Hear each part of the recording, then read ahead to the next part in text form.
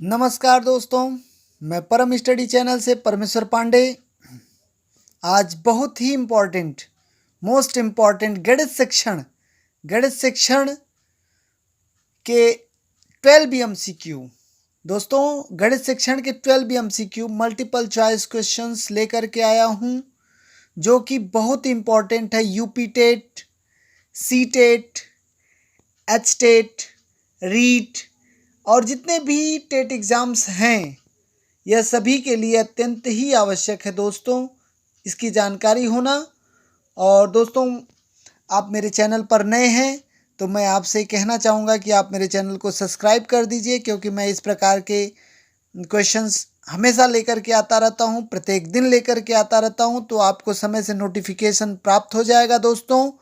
और समय से नोटिफिकेशन को प्राप्त करने के लिए अत्यंत ज़रूरी है कि आप मेरे चैनल को सब्सक्राइब कर दीजिए। चलिए, ज़्यादा समय न लेते हुए मैं क्वेश्चन को स्टार्ट करता हूँ। क्वेश्चन नंबर 1, गणित विज्ञान का द्वार एवं कुंजी है। गणित विज्ञान का द्वार एवं कुंजी है, यह कथन है। किसका कथन है? ऑप्शन ए युंग का, ऑप्शन बी रोजन बेकन का, ऑप्शन सी फ्रॉबेल का, ऑप्शन डी नन का। तो दोस्तों, गणित विज्ञान का द्वार एवं कुंजी है, यह किसका कथन है? युंग का, रोजन बेकन का, फ्रॉबेल का या नन का? तो यह रोजन बेकन का कथन है। अतः गणित विज्ञान का द्वार एवं कुंजी है, यह कथन रोजन बेकन जी का है, तो इसलिए ऑप्शन नंबर बी पर सही का टिक लगेगा। क्वेश्चन नंबर 2, गणित सभ्यता का दर्पण है। गणित सभ्यता का दर्पण है, यह कथन है। Option A Nunn, option B Jung, option C JP Naik का, ऑप्शन डी हॉगबेन का। गणित सभ्यता का दर्पण है, यह कथन है युंग का। किसका कथन है? युंग का। ऑप्शन बी पर सही का टिक लगेगा दोस्तों। क्वेश्चन नंबर 3, अभ्यास द्वारा छोटे छोटे लक्ष्यों को कहते हैं। अभ्यास द्वारा छोटे छोटे लक्ष्यों को कहते हैं, क्या कहते हैं? ऑप्शन ए लक्ष्य, ऑप्शन बी व्यवहारगत परिवर्तन, ऑप्शन सी प्राप्य उद्देश्य, ऑप्शन डी शैक्षिक उद्देश्य। तो अभ्यास द्वारा छोटे छोटे लक्ष्यों को कहते हैं प्राप्य उद्देश्य, इसलिए ऑप्शन सी पर सही का टिक लगेगा दोस्तों। अभ्यास द्वारा छोटे छोटे लक्ष्यों को कहते हैं प्राप्य उद्देश्य। क्वेश्चन नंबर 4, गणित में अभ्यास कार्य का प्रमुख उद्देश्य है। गणित में अभ्यास कार्य का प्रमुख उद्देश्य है। ऑप्शन ए सूत्र को समझना, ऑप्शन बी नई धारणा को स्पष्ट करना, ऑप्शन सी ज्ञान को नई परिस्थिति में लागू करना, ऑप्शन डी कौशल बढ़ाना। गणित में अभ्यास कार्य का प्रमुख उद्देश्य है। ऑप्शन एक बार फिर, सूत्र को समझना, नई धारणा को स्पष्ट करना, ज्ञान को नई परिस्थिति में लागू करना, कौशल बढ़ाना। तो दोस्तों, क्या सही है इसमें? कौशल बढ़ाना। गणित में अभ्यास कार्य का प्रमुख उद्देश्य है कौशल बढ़ाना। ऑप्शन डी पर सही का टिक लगेगा। क्वेश्चन नंबर 5, लौकिक वैदिक तथा सामाजिक। लौकिक वैदिक तथा सामाजिक जो व्यापार हैं, उन सब में गणित का उपयोग है। यह कथन है श्रीधराचार्य का, युंग का, श्री महावीराचार्य का, भास्कराचार्य का। लौकिक वैदिक तथा सामाजिक जो व्यापार हैं, उन सब में गणित का उपयोग है। यह कथन है श्री महावीराचार्य का। श्री महावीराचार्य का।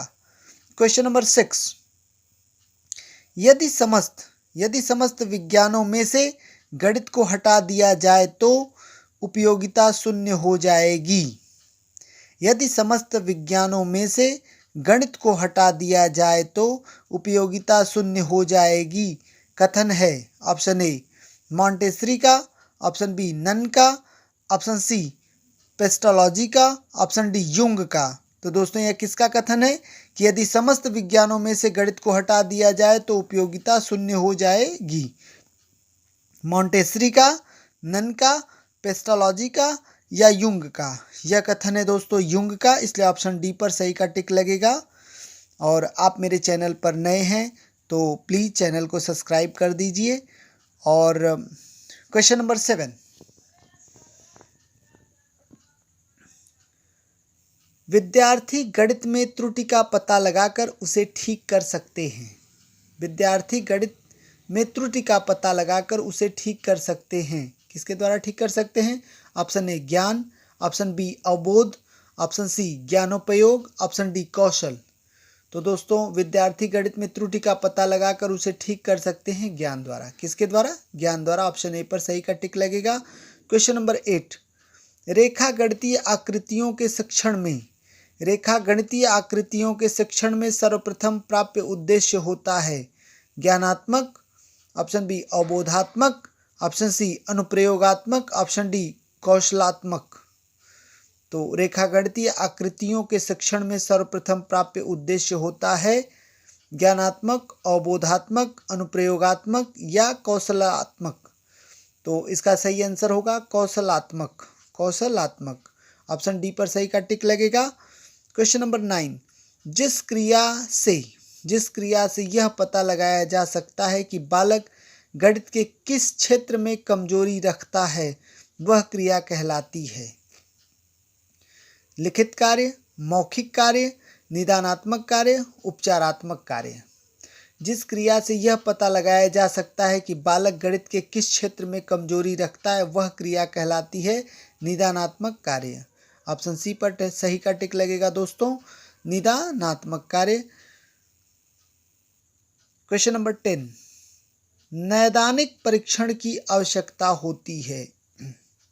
नैदानिक परीक्षण की आवश्यकता होती है। ऑप्शन ए छात्रों की कमजोरी दूर करने के लिए, ऑप्शन बी छात्रों की परीक्षा उत्तीर्ण करने के लिए, ऑप्शन सी छात्रों का अभ्यास कार्य बढ़ाने के लिए, ऑप्शन डी छात्रों की रुचि जानने के लिए।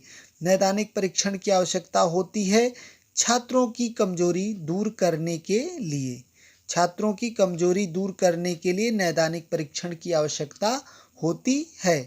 क्वेश्चन नंबर 11, विभेदकारी परीक्षा अंतर करती है। विभेदकारी परीक्षा अंतर करती है। ऑप्शन ए प्रतिभावान छात्रों में, ऑप्शन बी सामान्य छात्रों में, ऑप्शन सी कमजोर छात्रों में, ऑप्शन डी उपर्युक्त सभी में। तो विभेदकारी परीक्षा अंतर करती है सामान्य छात्रों में। किसमें अंतर करती है? सामान्य छात्रों में। इसलिए ऑप्शन बी पर सही का टिक लगेगा। क्वेश्चन नंबर 12, गणित शिक्षण में मूल्यांकन के प्रमुख कार्य हैं। गणित शिक्षण में मूल्यांकन के प्रमुख कार्य हैं। ऑप्शन ए निदान उपचार शिक्षण में सुधार, ऑप्शन बी उपचार प्रगतिपरक शिक्षण में सुधार, ऑप्शन सी उपचार निदान प्रगतिपरक, ऑप्शन डी निदान प्रगतिपरक शिक्षण में सुधार। तो गणित शिक्षण में मूल्यांकन के प्रमुख कार्य हैं निदान, उपचार और शिक्षण में सुधार। निदान, उपचार, शिक्षण में सुधार। तो गणित शिक्षण में मूल्यांकन के प्रमुख कार्य हैं। और दोस्तों एक बार मैं फिर से कहना चाहूँगा, आप मेरे चैनल पर नए हैं तो प्लीज़ चैनल को सब्सक्राइब कर दीजिए ताकि आपको समय से नोटिफिकेशन मिलता रहे। और दोस्तों आज का टॉपिक कैसा लगा? यदि अच्छा लगा हो तो इसे लाइक अवश्य करिएगा और शेयर भी अवश्य करिएगा दोस्तों। और इसी के साथ नमस्कार।